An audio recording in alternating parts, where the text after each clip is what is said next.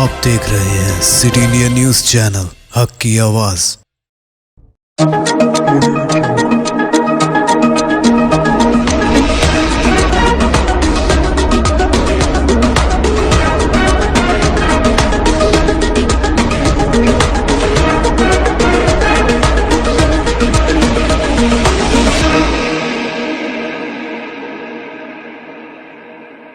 अस्सलामुअलैकुम, मैं हूं Sheikh Umar. City India news में आप तमाम का खैर मकदम है। आइए देखते हैं कौमी खबरें।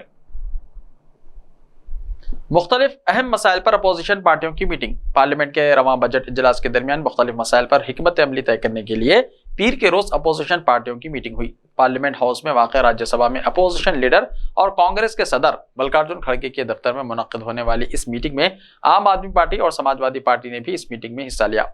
आम आदमी पार्टी के सीनियर रहनुमा संजय सिंह ने भी मीटिंग में शिरकत की। मीटिंग में जिन मसाइल पर बात हुई इनमें अडानी का मामला और गुज़िश्ता हफ्ते ऐवान बाला में खड़गे की तकरीर को रिकॉर्ड से खारिज करना शामिल था। कांग्रेस दीगर अपोजिशन पार्टियों के साथ मिलकर अडानी ग्रुप पर हिंडनबर्ग रिसर्च रिपोर्ट की जांच के लिए मुश्तरका पार्लिमानी कमेटी की तहकीकात या सुप्रीम कोर्ट के चीफ जस्टिस के जरिए इंक्वायरी का मुतालबा कर रही है। हिंडनबर्ग की रिपोर्ट में दावा किया गया है कि अडानी ग्रुप कई दहाइयों के दौरान स्टॉक की हेराफेरी और अकाउंटिंग फ्रॉड स्कीम में मुलविस रहा है। वाज़ेह है कि गुज़िश्ता पीर को अपोजिशन पार्टियों ने पार्लियामेंट के बाहर गांधी मुजस्समे के पास एक जबरदस्त एहतिजाज किया था।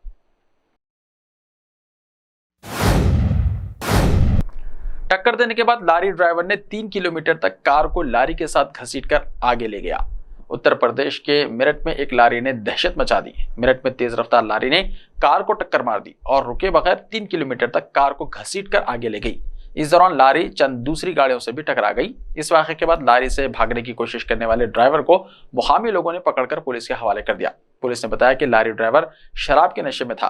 बताया जाता है कि हादसे के वक्त कार में 5 मुसाफिर सवार थे, ताहम ये मामूली तौर पर जख्मी हुए हैं। बताया जाता है कि लारी दिल्ली से आ रही थी। ड्राइवर के खिलाफ मुकदमा दर्ज करके तफ्तीश की जा रही है। इस दौरान कुछ लोगों ने हादसे की वीडियो बनाकर सोशल मीडिया पर पोस्ट की। अब ये वीडियो वायरल हो रहा है।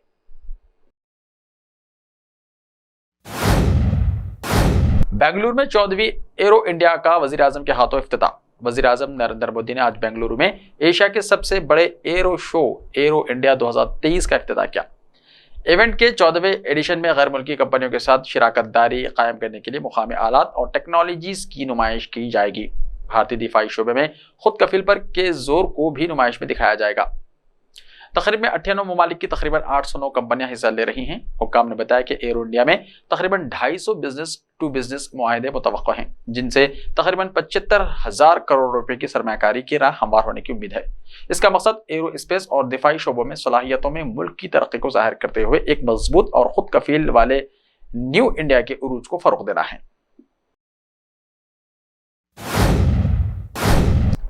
जीनत अमान ने इंस्टाग्राम पर कदम रखा, कहा 70 की दहाई में मर्दों का गलबा था। इंस्टाग्राम पर अपना पहला कदम रखने वाली अदाकारा जीनत अमान ने पहली बार सोशल मीडिया पर पोस्ट करते हुए फिल्म और फैशन इंडस्ट्री में अपने इब्तिदाई दिनों के बारे में बात की। गुजरे जमाने की मकबूल अदाकारा और मॉडल जीनत अमान ने इतवार को अपने इंस्टाग्राम हैंडल पर अपनी एक खूबसूरत तस्वीर शेयर की। इसके अलावा जीनत ने एक पोस्ट भी लिखा जिसमें उन्होंने याद किया कि किस तरह 1970 की दहाई में फिल्म और फैशन इंडस्ट्री में मर्दों का गलबा हुआ करता था। अदाकारा ने हफ्ते के रोज सोशल मीडिया प्लेटफॉर्म इंस्टाग्राम पर डेब्यू किया और उन्होंने इंस्टाग्राम के बायो में लिखा, अदाकार मां और सबसे अलग अदाकारा ने अपनी तस्वीर भी शेयर की। जीनत ने अपनी पहली तस्वीर शेयर करते हुए लिखा कि इन जगहों पर मुस्कुराना जहां जिंदगी मुझे ले जाती हो, हेलो इंस्टाग्राम। अपनी दूसरी पोस्ट में जीनत अमान ने एक पोर्ट्रेट तस्वीर शेयर की और साथ ही ये तस्वीर क्लिक करने वाले नौजवान फोटोग्राफर की तारीफ की। उन्होंने इस तस्वीर के कैप्शन में लिखा कि 70 की दहाई में फिल्म और फैशन इंडस्ट्री में मुकम्मल तौर पर मर्दों का गलबा था और मैं अक्सर सेट पर अकेली औरत होती थी। मेरे कैरियर के दौरान मेरी तस्वीर और फिल्म बंदी बहुत से बासलाहियत मर्दों ने खींची। हालांकि औरत की नजरें मुख्तलिफ होती हैं। मुसलमानों में खतना के रिवाज पर पाबंदी लगाने और उसे जुर्म करार देने केरला हाईकोर्ट में दरख्वास्त दायर की गई। मुसलमानों में खतना के रिवाज को खत्म करने जुमे को केरला हाई कोर्ट में एक अर्जी दायर की गई, जिसमें मुतालबा किया गया कि बच्चों के गैर तिब्बी खतना को गैर कानूनी और नाकाबिल जमानत जुर्म करार दिया जाए। यह दरख्वास्त नॉन रिलीजियस सिटीजन नामी तंजीम ने दायर की है। दरख्वास्त में यह भी कहा गया है कि वो खतना के रिवाज को रोकने के लिए कानून बनाने पर गौर करने की मरकजी हुकूमत को हिदायत दे। दरख्वास्त में इल्जाम लगाया गया है कि खतना बच्चों के इंसानी हुकूक की खिलाफ वर्जी है। दरख्वास्त में मौक़िफ़ इख्तियार किया गया है कि खतना से सेहत के बहुत से मसाइल पैदा होते हैं। इसमें कहा गया है कि खतना का रिवाज बच्चे पर इसके वालिदैन की तरफ से एक तरफा फैसला लेकर मुसल्लत किया जाता है, जिसमें बच्चों की मर्जी शामिल नहीं होती। दरख्वास्त में मसरूफ बैनुल अक़वामी तिब्बी जरीदे का हवाला दिया गया है। खतना जिनसी फेल में कमी का बाइस बन सकता है। यह दरख्वास्त एडवोकेट जेयूश सबो एम फिलिप, पी शाहीन और आकाश एस ने दाखिल की है। केरला में दुल्हन शादी के दिन इम्तिहान देने पहुंच गई। केरला में शादी के दिन एक दुल्हन इम्तिहान देने पहुंच गई। एक वीडियो इंस्टाग्राम पर वायरल हुआ है, जिसमें देखा जा सकता है कि दुल्हन शादी के जोड़े पहने अपने अहले खाना के साथ कार में इम्तिहानी मरकज जा रही है, और जब वो बेथाई नवाजीवन कॉलेज ऑफ फिजियोथेरेपी पहुंची तो गेट पर टीचर्स और तलबा इसका वालिहाना इस्तकबाल करते नजर आए। तालिबा बादनज़ा अपने शादी के जोड़े के ऊपर अपना लैब कोट पहने और स्टेटियोस्कोप अपने गर्दन के गिर्द लटकाए जब फिजियोथेरेपी के प्रैक्टिकल एग्जाम के कमरे में अपने सीट पर जाकर बैठी। इंटरनेट सारिफिन ने दुल्हन के इस जज्बे और तालीम से लगाव को काफी सराहा और इस पर हौसला अफजा कमेंट्स दिए। वज़ीर-ए-आज़म मोदी ने रेडियो के आलमी दिन पर मुबारकबाद दी। वज़ीर-ए-आज़म नरेंद्र मोदी ने पीर के रोज रेडियो के आलमी दिन के मौके पर सामाईन, प्रोग्राम पेश करने वालों और इससे वाबस्ता मुलाजिमीन को मुबारकबाद दी। इसके साथ ही उन्होंने अपनी नेक ख्वाहिश जाहिर करते हुए कहा कि ये ब्रॉडकास्टिंग सर्विस जदीद प्रोग्रामों के साथ शहरियों की जिंदगियों को रोशन करती रहे। वज़ीर-ए-आज़म ने ट्वीट किया, आलमी यौम रेडियो के खुसूसी मौके पर तमाम रेडियो सुनने वालों, रेडियो जॉकियों और ब्रॉडकास्टिंग और इससे मुंसलिक तमाम लोगों को मुबारकबाद। रेडियो जदीद प्रोग्रामों और इंसानी तख्लीकी सलाहियतों को जाहिर करने के जरिए जिंदगियों को रोशन करता रहे। काबिल जिक्र के हिंदुस्तान के लिए रेडियो हर गांव, कस्बे और महल्ले तक पहुंचने वाली मालूमात की बुलंद आवाज रहा है। टेलीविजन और मालूमात के दूसरे जराये से पहले सिर्फ रेडियो ही गालिब था। काम के दौरान जरूरी मालूमात और खबरें जानने के लिए इस मीडियम का इस्तेमाल किया जाता था। रेडियो के सुरीली गीतों ने भी शाम को काम की थकावट को दूर करने में अहम किरदार अदा किया।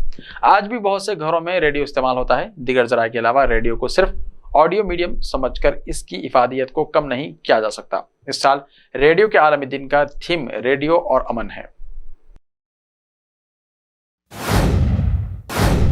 ऐसे ही ताज़ा तरीन खबरों के लिए देखते रहिए सिटी इंडिया टीवी। तो मिलते हैं कल, तब तक के लिए अपना ख्याल रखिए। अल्लाह हाफिज।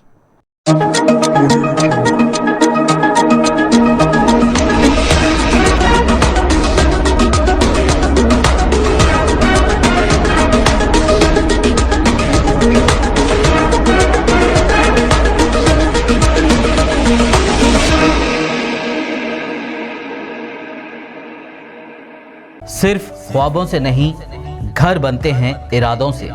MS techno and company builders and developers लेकर आए हैं एक नया प्रोजेक्ट, साबेरीज Umar enclave super deluxe construction. शाहों के शहर हैदराबाद में चार मीनार के दामन में सिर्फ 1 किलोमीटर के फासले पर आजमपुरा फरहत नगर इलाके में। Booking start.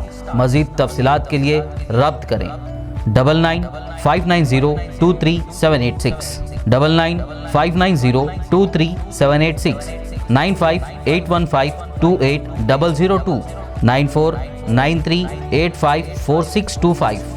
Are you looking to build your dream project, but construction costs and time are a big hurdle standing in your way? If yes, then you are at the right place, because Cosmolite AAC lightweight block is a game changer in the construction industry.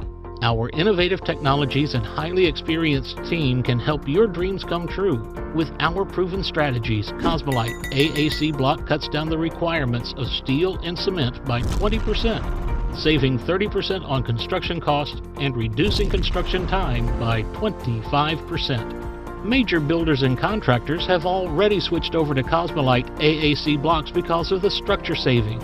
Acoustic insulation, faster construction, lightweight, waterproof workability and flexibility, earthquake resistance and pest resistance. Cosmolite is all set to emerge as South India's most preferred brand in AAC lightweight block. So, what are you waiting for? Let's build with Cosmolite and stay happy, because we don't only build structures, we build happiness. Cosmolite, light up your life.